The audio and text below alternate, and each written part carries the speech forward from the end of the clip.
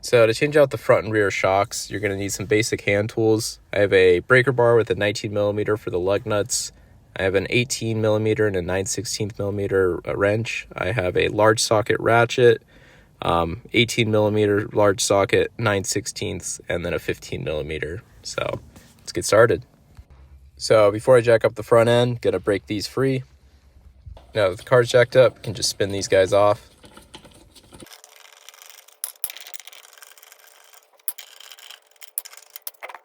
All right, now you can just roll the wheel off to the side, and there you go. So there's the front shock we're going to be replacing. So just two nuts, one on the top and then one on the bottom here.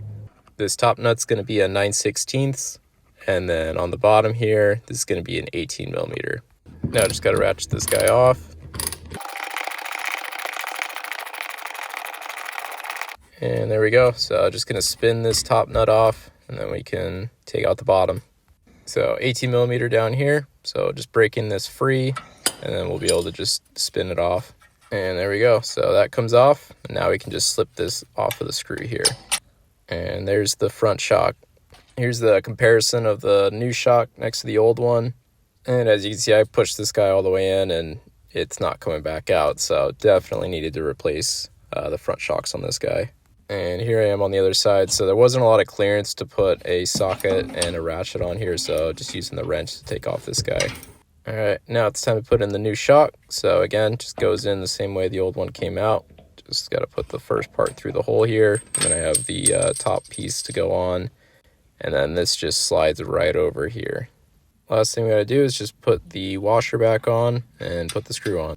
Last step is just to put the nut on the top. All right, now we're going to move to the rear shocks. These are also pretty easy to take out and replace, so let's get started. First, going to hit these with some penetrating oil, make it a little easier. So this one, again, just going to be two different bolts that we're going to be taking out, and then there's the top one that we got to take out. All right, I got an 18mm on one side and a 15mm on the other side with the breaker bar to help break this free. Now that I got it broken free, just got to ratchet it off.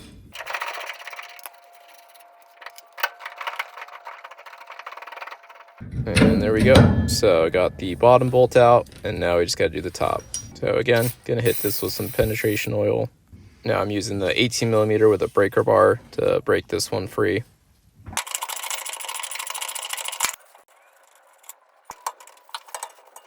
Now we can just wiggle this guy right off the screw. And there we go. Now I'm gonna install the new shock. So again, just put it on the way we took it off. Now I'm gonna put the nut back on.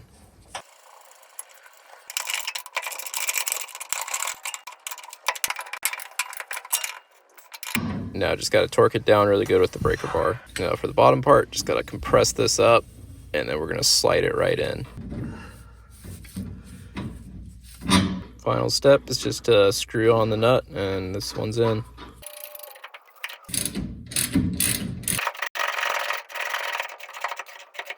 And there we go. First rear shock is in, secured and torqued down, so now we got to do the other side.